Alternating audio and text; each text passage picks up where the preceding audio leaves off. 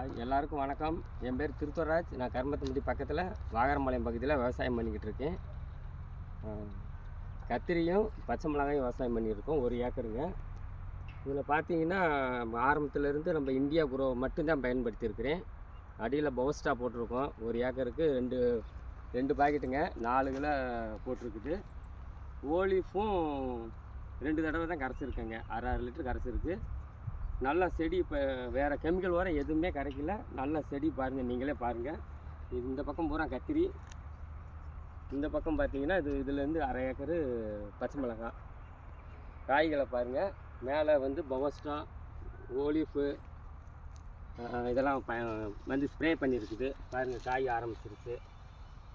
கத்திரிக்காய்ங்க நல்லா கொத்து கொத்தாக இருக்குது. பூ பிஞ்செல்லாம் நல்லா பிடிச்சிருக்குது.